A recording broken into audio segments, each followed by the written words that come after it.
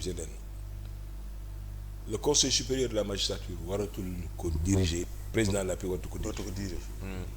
Le magistrat le plus ancien dans le grade moo war a nekk président du conseil supérieur de la magistrature et aujourd'hui dans ce conseil supérieur de la magistrature mais qui mieux que les élus locaux et législatifs pour siéger foofu war nañu am ay cooptation yu ñu def au niveau de l'Assemblée nationale parce que commission des lois à l'Assemblée nationale c'est présidé par un assemblée kooku war na nekk membre du conseil supérieur de la magistrature au niveau local le président des élus locaux war na nekk foofu conseil économique et social donc war nañu fédérer les énergies pour que ñooñu nekk au niveau du conseil supérieur de la magistrature bés bu magistrat yi mu leereel na leen léegi seen carrière dépendretul ci un président de la République le parquet xam na ne que dépendretul sur un garde des sceaux ministre de la justice les choses day avancer mais pas nag une république de juges ñi koy ragal it looloo tax soxlawuñu une république de juges non soxlawuñu loolu moo tax contrepoids yooyu dañ ko war a am foofu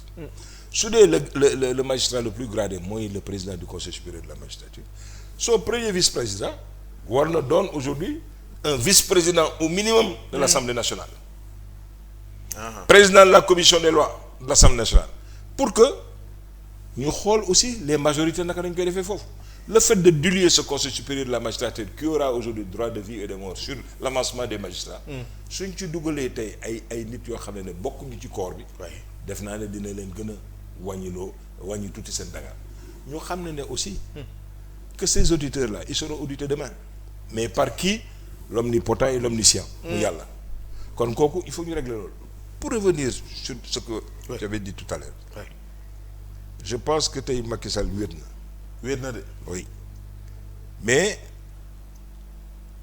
quel est aujourd'hui l'intérêt d'une certaine classe politique à être dans cette logique tranchée baaxul dañ ko war a dimbali mu génn par la grande porte. Oui, peut-être manque de confiance moo tax ñu bëri di braquer. waaye nañ bàyyi loolu. ndax am na yu Macky Sall ban confiance lan la ñu mën a ban sërëxtal la fa mën a defati Macky Sall. Macky Sall il est sur le départ. ay nitam ñu ngi koy wax dégg nga barke démb le ministre de l'économie lu mu wax donc ñiy siège au conseil des ministres ñëpp xam nañ ne Macky Sall est sur le départ c'est-à-dire suñ ci jàppul le 2 février Macky Sall day dem. Et par rapport à la constitution c'est je pense. Mame Diop moo ko war a remplacer kon c'est pas un débat mais est-ce que rafet na tey pour que ñuy bàyyi Macky Sall mais suñu image la le Sénégal xoolal tey comment on est stigmatisé par le monde et particulièrement l'Occident qui reproche aussi à Macky Sall une chose dañ ko doon bul dem Russie mu dem. demu Russie boobu boo seetloo de boobu ñu ngi koy sulli. demum Russie boobu mi ngi nekk c'est au travers de la gorge surtout la presse française. xool leen tey. LCI dafa faale woon Afrique tey lu leen nekk muy def pas spécial ci Sénégal et puis lan la ñuy soxla côté catastrophe et puis di junj. oui on a parlé au gars de la société civile. nee na oui ils vont faire marche dañuy def grève de la. ils stigmatisent parce que moo leen arrangé tey parce que Macky Sall ne les arrange plus mais bu mu leen arrangé demul ci Poutine fan la woon. Ils ont oublié une chose. L'Afrique aujourd'hui, surtout cette jeunesse africaine, a soif aujourd'hui de rupture et de grandes ruptures par rapport à l'Occident. L'Occident décadent, l'Occident qui favorise l'homosexualité, des contre-valeurs pas croyables. Ñun bokkuñu ci éthique boobu bokkuñu ci morale boobu Sénégal yi bokkatuñu ci loolu ñun ñoo war a tey sauver Macky Sall parce que ay jullit nañu. ñun ñoo war a sauver Macky Sall parce que par 2 fois on lui a donné une confiance. Oui surtout ki ñu ciy gën a tudd mooy Ousmane Sonko peut-être bu nangoo lu bëri dina soppeeku mais ban format lay doon parce que ñu ngi annoncé génnam du yàgg dara. d'accord bu génnee bu ñu waree demaat ci ay moo xam ñii ñu ngi naan dialogue ñi naan non concertation dafa mel ni mooy fi mu ne nii jubóo guñu ci mais ban format la war a épouser pour que au moins bii ba ñu uuteeg ba woon. ban format nga gis mais d'abord parce que Macky Sall est sur le départ. donc il n'est pas. Tenu de présider moom ce dialogue là. war na déléguer affaire bi son premier ministre. wala Mame Diop. Mamba Diop Amadou Mame Diop peut le faire et on peut désigner le président de la Cour suprême. pour mu def le dialogue. au conseil des collectivités donc je pense que. changement boobu noonu dina am lu mu ci indi mu bañ a doon moom. su dee il est suspicieux. su dee ñoom seen problème mooy stigmatiser Macky Sall. mu ne teg toog ne léegi délégué naa ma Samba wala ma dem mu gérer ko mais toog bi à la coulière il faut que mu am nañu toog. toog bi pour l'intérêt supérieur de la nation pour que économie bi mën taxaw parce que li raam ci ñag bi la jëm. je ne parle même pas de l'armée mais am na lu gën a grave. mooy. et annoncé nañ ko le Fonds monétaire international. waaye kooku baaxul ci ñun suñu niveau d'économie su waree ndërmelu musib daf ñuy dal kan lay sonal ki fi waree ñëw parce que du ñu ko may état de grâce ku mu munti doon doo am état de grâce bu 90 jours du ko am waaw su waree yegg si gis kees yi vide entreprise yëpp ndërmelu fu muy jëlee impôt pour subventionner tey l'électricité pour subventionner aujourd'hui l'essence pour subventionner les bourses familiales pour subventionner pour jox des bourses aux étudiants pour faire vivre rek déjà l'université fan lay jëlee xaalis boobu kon mënuma comprendre tey kuy aspirer wala boog nga nekk ci position boo xam ne war na la permettre nga mën nekk président de la République nga yàq affaire bi man tey su ma wóoree ne war naa jël réew mi mais lu koy defaral laay bëgg a taxaw kon suñ ma wooyee ci dialogue damay dem. kon moi je demande à Ousmane Sonko que je ne connais pas tey avantage am mooy mu dem accepter parce que lan la su doon même suy wax nag ak Macky Sall mënul passer fi mu nekk 2 avril Macky Sall ne sera plus président de la République du Sénégal kon quel est ton problème mais pour l'intérêt supérieur du Sénégal demal nga dialogue pacifié ñu bañ a taal ñu bañ a yàq confiance bi dellu si waat parce qu'on aura besoin des investisseurs directs étrangers on aura besoin mais est-ce que tu sais que l'activité économique mu ngi commencé waat yàq waat ndërmelu dans le secteur de l'immobilier lépp taxaw na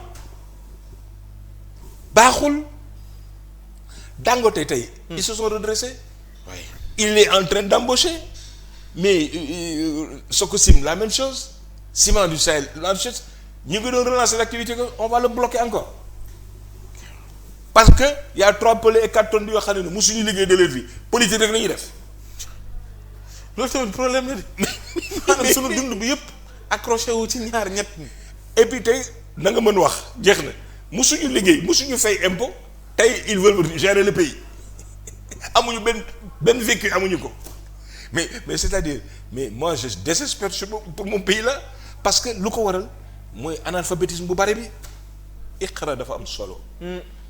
Il nous faut aujourd'hui Alassane Samba Diop je lui fais un pied de nez day wax toujours PSE plan Sénégal éducation mais loolu lañu soxla tey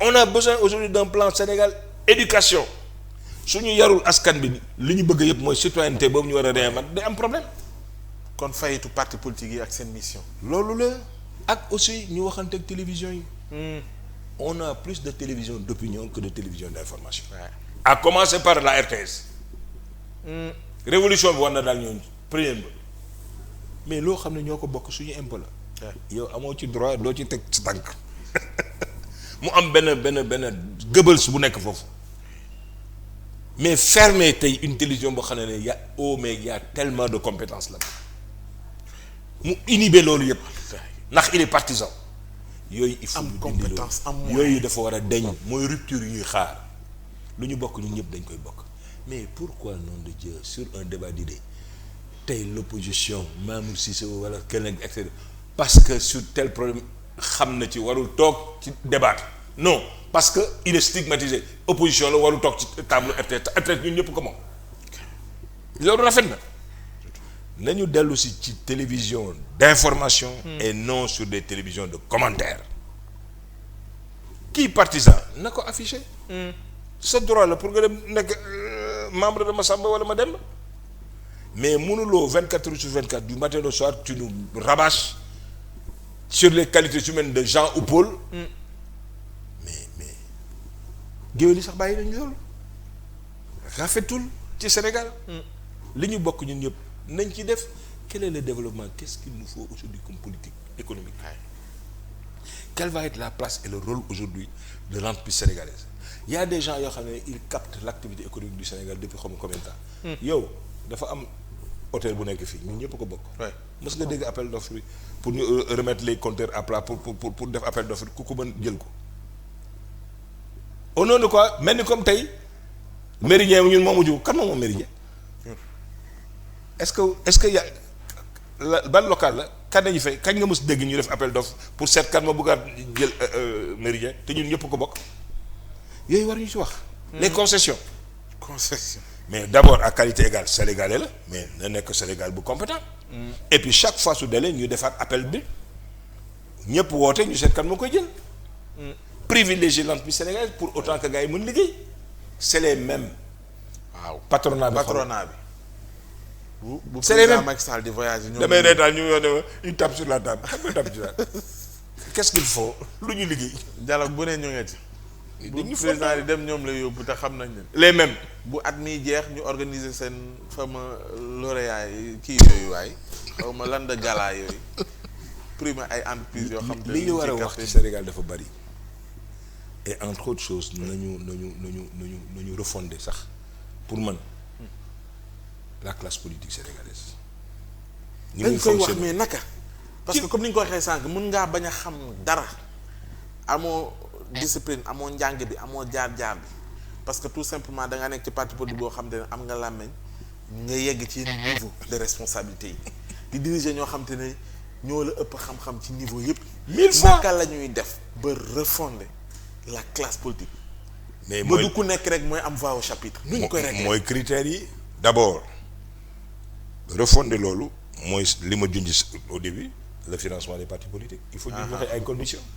maintenant dafa bokk ci refondation bi pour être reconnu il faut d'abord nga am siège il faut que nga di def say déclaration il faut nga dem à des élections ci nombre de députés bi nañuy xam parce que suñu leen waree financer c'est en fonction du nombre de députés yoo war a am ak nombre de maires yoo am d'élus locaux yoo am kon loolu daf ñuy permettre loolu mun am ensuite on dit aux partis politiques da ngeen am un rôle aussi de citoyen il faut que ngeen conscientiser seen population yi. jëlee fi coalition yi aussi.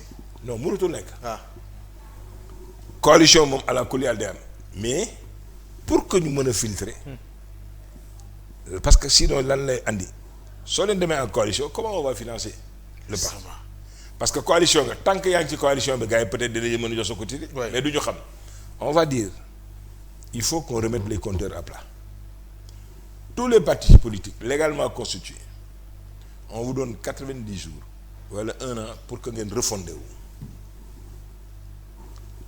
ñi nga xam ne dañu bokk sensibilité nañu àndaat waaye pour que ngeen def un grand parti politique parce que léegi ci sensibilité yi def leen un parti politique parce que yaa leen bokk ay obédience def d'abord ça nous permettra comme aux États-Unis d'avoir 2 3 4 5 6 8 partis politiques maximum tout le monde ne peut pas être mais dafa am tey ñoo xam ne profession créer sa parti politique dafa lay permettre nga mën a gérer man maay président donc ça te permet de pouvoir régler les choses ngay dóor nu mu la neexee di am say rendez-vous day def te la loolu lañ koy permettre ñu mën ko dindi mooy ci dialogue bi ñu ne ñi am sensibilité les sociaux-démocrates les socialistes su dee am nañu sensibilité nañu waxtaan ñu ànd les libéraux toog leen ngeen waxtaan ñun on vous donne 1 an parce que dañu bëgg a assainir ngeen xool ndax mu ngeen juboo pour créer léegi seen ay structure soo leen ko mënul nag parti yee ngeen yore da ngeen di dem élection par force soo leen demul élection on vous dissout bokk na ci li nga xam te ñu ngi koy bàyyee xel du ñàkk peut-être dinañ ko waxtaanee ci dialogue bi mais leneen lu ma bëggoon également ci fi ñu ci toll nii ma am ci sa appréciation mooy communiqué conjoint les anciens présidents bi ñu génnee jur na coow parce que ku mel ni Abdou Diouf par exemple bi mu fiy jógee en 2000 am na lu mu waxoon dootuma waxati mbiru réew mi. quand la République est menacée c'est un minimum que mu wax moi j'ai pas compris. tey déglu naa kenn sauf que wax na après waxaat na rectifié waat na. li mu bon xam nga. delluwaat ci conseil constitutionnel comme ni ñu ko tàmbalee. xam nga wax dafa graaw et les gens ont l'habitude de dire une chose une image c'est 1000 mots yéen loolu ngeen jàng. une image c'est 1000 mots. li génn yé Abdou Diouf lay wax alors que jànguñu portée bi ak fondement bi fan la Abdou Diouf li mu wax ci la tënku ba tey mais c'est extraordinaire mais quand la nation est en danger quand c'est possible lu fi musul am mën fi am mooy l'éclosion de l'œuf du serpent. Mais su waxul au contraire on peut le taxer aujourd'hui de haute trahison. Abdou Diouf est dans son rôle, Abdoulaye Wade est dans son rôle. Ils sont dans le rôle anciens présidents qui ont eu à poser des actes ak tey seen niveau bi ñu toll. Si la République est en danger ñu wax. J'ai salué moi cette forte et belle initiative. xam nga ñu leen di stigmatiser. oui neen fu ñu newoon.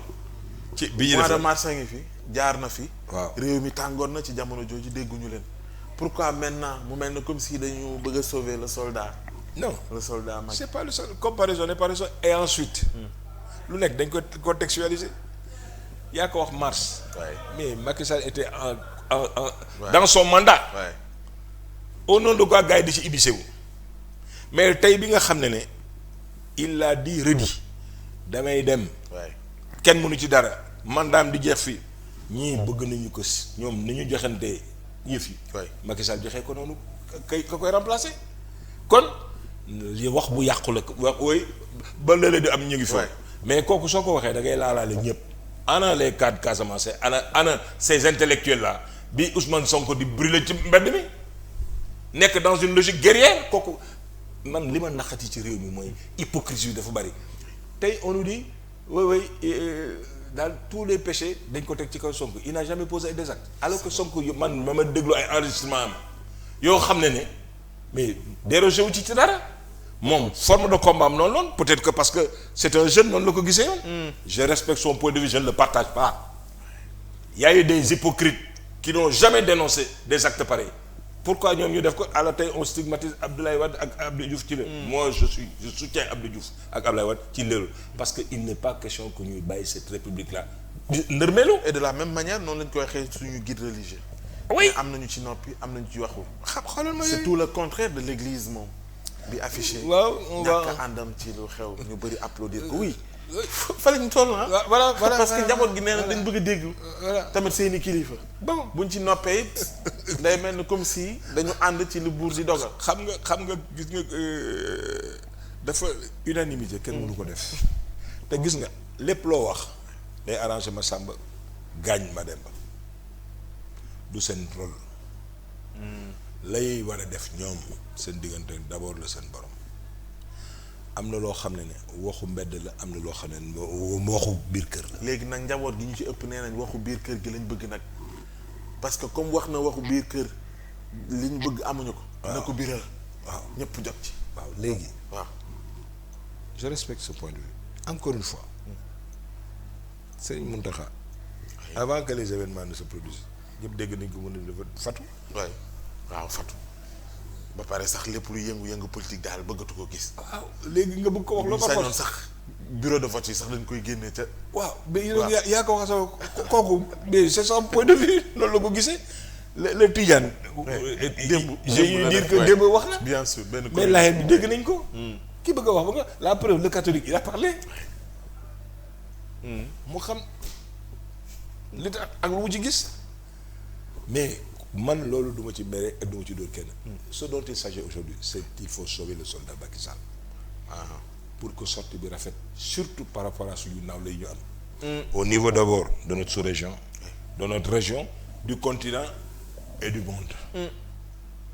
mu génn bu rafet. oui lu mel nii. duñ ko ne bu mu amati. parce que Macky Sall part. day yem. kenn du ko ñëw ci kaw. poser na un acte. beaucoup de gens ont stigmatisé parce que gisuñu ci seen bopp rafetul li nga xam ne ñun ñëpp ko bokk en matière de démocratie waroo tëb di tranché am na nag argument nee na parce que c'est à la suite l'Assemblée nationale moo def lii ak lii la c'est effectivement deux institutions indépendantes la preuve fan la jëm commission d'enquête bi non parce que tey la justice c'est auto-saisine moo saisir ci affaire bi donc lépp taxaw mooy ni ñoom magistrat yi wax ji mooy duñ ko bàyyee noonu ndax tuuma ju ni mel waaw PDS jël teg ko ci seen kaw duñ ko bàyyee noonu fan la ñuy yóbbu. parce que am na mooy impasse yi ñuy wax c'est-à-dire gis nga fi mu nekk wax naa ne ñaari yëf le prononcé déjà du conseil constitutionnel que nous attendons su dee matuñu li ñu doon seen xol mën na leen yóbbu alors que interprétation yi warul nekk ci ay émotion mais ci raison la donc ak ci li ngay jàng. Stigmatiser aussi autre chose tous les professeurs de droit. yi nga xam ne cour constitutionnelle waxagul. ku ci nekk di génne ay articles. ay articles ouais. mais dans une république normale. mais ils sont arrêtés. en France ñemewuloo def lu mel noonu. tant que le jugement n'est pas sorti amuloo droit di ci prononcer wu. mais tey ñoom ñëpp ils font de la politique. ku ci nekk wax nga ci. te jaaduwul. waroon nañu tey noppi. bàyyi ba conseil constitutionnel prononcé wu ba pare. comme ni ko président Macky Sall waxee. voilà ne nekkagul ci perspective boobu day xaar ba conseil prononcé wu. ku maintenant say délibéré nga ak li nga interprété nga mën a wax ne que oui non conseil constitutionnel li mu def baaxul parce que yaa ngi ko fondé ci telle ou telle chose mais yow gaan di génnagul sax nga jël position mais tu es un partisan. si c'est quel est le problème c'est-à-dire le Sénégal j'ai comme l'impression marche sur la tête. tey kenn xamatul kii. moo tax ma lay wax nañu réinventer la citoyenneté. parce que lii rafetutul. oui professeur agrégé c'est une chose mais yemale ko sa université su waa ji génnee ay rendu ba pare convaincre leen nga door a def sa ay délibéré looy interpréter. moo gën rafet suñu lii ñuy lijjanti est-ce que soxla nañ ci ndimbalu ñeneen parce que gis nañu mission parlement bu CEDEAO ñu ngi fi. waaw Tinubu également annoncé woon nañu ko lundi. mais dañ ko mujj dàq ba suba jeudi bi. la ñu nar a dajeek président Macky Sall ci terrain neutre. sans compter comme ni nga ko waxee naan communauté internationale bi ñoom ñëpp ni ñu braqué. ñooñu wax naa la pourquoi ñu braqué lu tax ñu braqué. waaw oui mais ñu wër. ak espace CEDEAO bi. gis nañu communiqué gisaat beneen bu condamné sàkku ci ñu taxaw ci en tout cas ci date initiale bi nga xam ne. date bi mënatul nekk ñooñu ñëpp saboté la moo tax ma ne la ci ni ñuy waxtaan nii ak li ñu wax ni ci lañ jëm. pacifier l'espace public est-ce que soxla nañ ci li nga jàpp ci luñ jëm ndimbal luy bàyyee ko feneen. gis nga ñaar ñuy superviser. deux bonnes initiatives. La bonne initiative prise par les deux chefs d'État. anciens chefs d'État war na am ci lu mu jóge parce que ci ñoom ku ci nekk am na ko mës ko wóolu am foo jaar ak moom. war a mën a ànd ak moo yónni ko. pour mu bokk ci ñi war a pacifier l'espace politique. Je n'ai jamais à l'unité ces prises de position m'ont toujours répulsé. Oui. Mais je ne peux pas ne pas saluer aujourd'hui les efforts qu'il est en train de faire. Pour pacifier. Goudiaby Atepa. Oui. Ça. Malgré les kilifa gi waxal. Oui, mais j'ai vu hier qu'il a bien compris parce que il a de la maturité il a un vécu. Homme d'affaires là dafa am day jéggale. Lui il vit pas de politique. Il n'est pas comme ces oiseaux de mauvais augure yoo xam ne soo leen dàqee par la grande porte ñu dellu si ci propre nom. Quand il le dit tu respectes nee na ce qui s'est passé hier c'est hier aujourd'hui c'est aujourd'hui. Et même ba mu ci tolloo sax il n'avait pas voulu même répondre. Non. waaw il est élégant gentleman la. boo waxee mu ne réew mi tontu la. non gentleman la man benn yoon laa ko non gentleman la donc ça ne me surprend de lui ça ne me surprend pas de lui ñooñu tey ñu position bi ñu nekk par contre. Moundiaye Cissé dama ko mos respecté. D'abord par voilà par sa façon d'être. son élégance d'esprit moo tax mënuma comprendre mu Ndiaye nekk ci ay logique tranchée non du rôle am. il est de la société civile du loolu du parti politique mënul bokk ak ñooñu waar ñi nekk tey ci logique guerrière boobu non ñoom su. loolu logique guerrière ci li mu wax mooy le fait que ñu ne le 25. war ñu koo génn non ay grève non. le business. mooy waa aar suñu élection nga bëgg a wax waa kuréel boobu. non nañu nuancer au contraire société civile la li Alioune Tine dañ koy def yooyu dañ lay xaati ñoom ils doivent jamais baisser les bras dañu war a dem seeti président dem seeti Sonko dem seeti kii waxtaan concilier mais bu ñu parparloo kii dafa juum voire même il a commis une faute le président de la République mais c'est pas pour autant qu'on doit le jeter l'anathème. Il faut sortir et sauver le soldat Macky Sall tey fii ñu toll.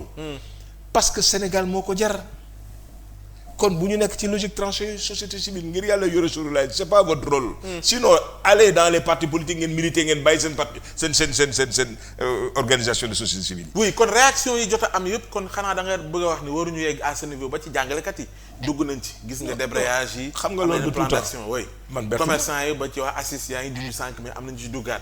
mais ñoom it dañuy fermer boutique. pour wane ni ànduñ. su leen neexee médecin yeeg. mais xoolal waaw non je les comprends loolu.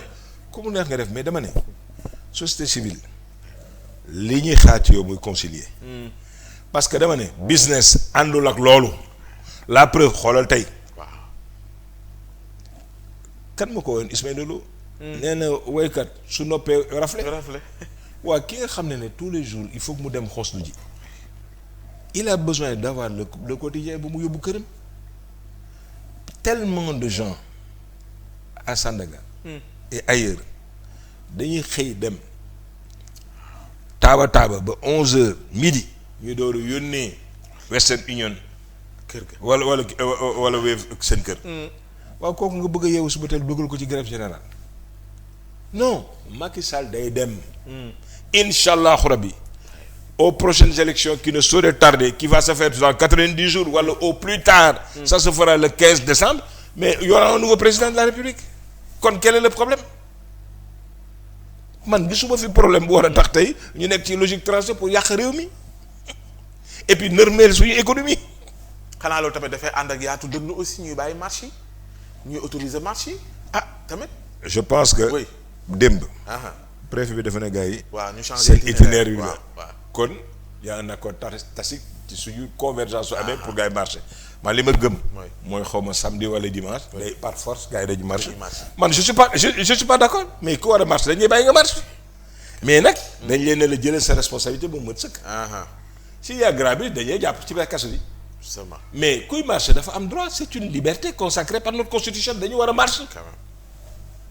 mais yi ñu autorisé mës nga ci gis kas am ci.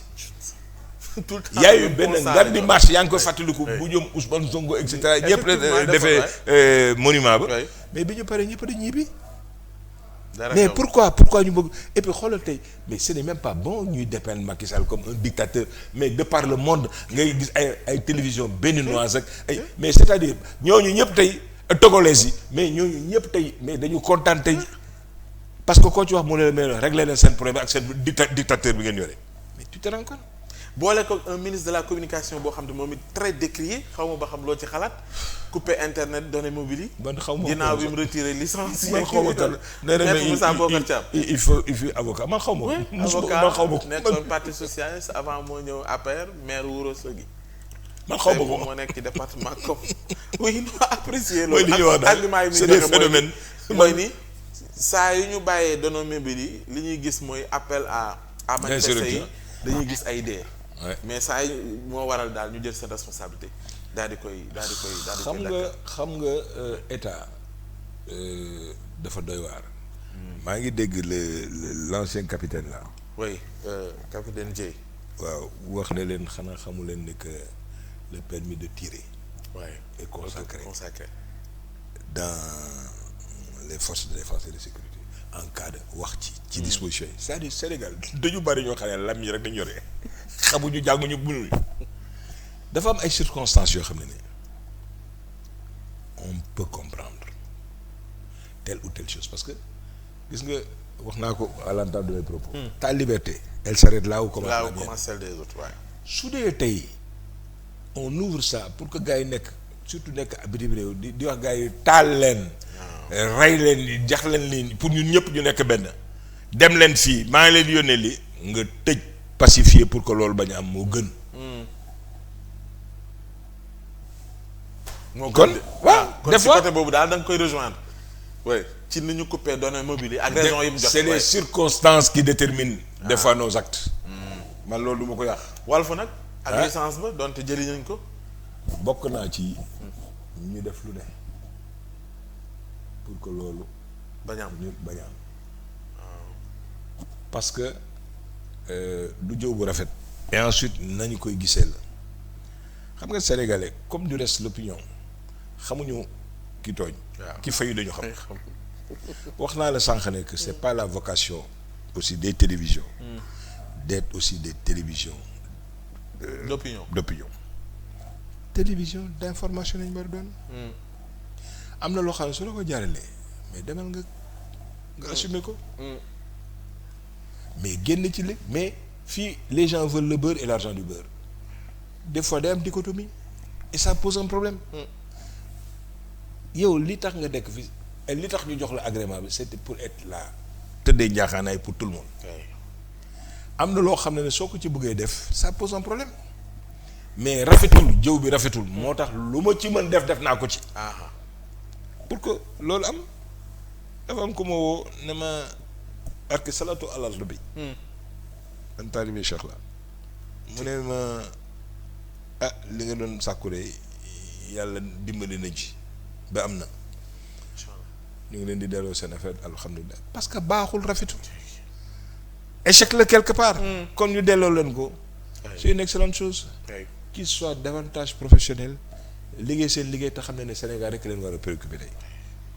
Il y a eu des excès gis naa ci mais bon j'ai vu que le jeune là finalement il est revenu à de meilleurs sentiments je pense que daggatul pièce d'identité échec la donc c'est bien nañu refonder seen yëf dugg dans les réseaux sociaux élargir seen kii ci loolu lañ leen di xaar quoi yàlla may jàmm waaw mais Sénégal ci jàmm la xaj mais encore une fois Macky Sall day dem c'est pas ça le problème kon nañu accepter le dialogue mais woo ay nit yoo xam ne dama leen liggéey damay tiit ils ont exercé de hautes fonctions am du vécu nekk dans des logiques tranchées damay tiit damay ne mais quelle est la motivation de tout ça baaxul. C'est important. Dernière question. Amadou Ba finalement dans tout ça. J'ai comme l'impression que j'ai pas compris franchement man de. su ma doon moom parce que cela m'étonnerait qu'il ait l'appareil de la paire. amu ko kay. et ñi bëggoon nekk jël contrôle de la paire bàyyiwuñu désarmé wuñu ils feront tout pour récupérer ko tey su waree continuer ci politique bëgg a politique. il faut qu'il se départisse de tout ça dem refonder boppam créer parti politique am wala société kii benn mouvement dawal boppam. su ma la déggee mooy ne kon prochaine présidentielle moom bu ñu compter ci moom comme candidat Benno. non la bett ñu tànn ko. non je pense que président renouvelé na ko. confiance en tant que premier ministre. voilà premier ministre. et candidat là. mais candidat je pense que Macky Sall nee na mooy seen candidat bi ba léegi mais man daal li may wax toujours élection présidentielle c'est un candidat face au peuple il faut qu'il prenne ses responsabilités parce que être homme c'est précisément être responsable da jël ay responsabilités su dee dafa bëgg dara ci réew mi moo koy foqatil boppam moo koy jëlal boppam moom Amadou ñu ngi lay gërëm di la sant kontaan ci yow ay belle question c'est important parce que gëjoon nañoo daje amoon na solo ñu taxaw def jàngat ci actualité bi ñu ngi lay gërëm bu baax message bi ci askan wi lan nga bëgg a bàyyi leen comme message mais dafa am nit ku ma mu soxla leen mu ne ma tekk doy na listixaar nee na tekk Mamour ma ne ko Mamour ma ne ko mu ne ma tekk doy na listixaar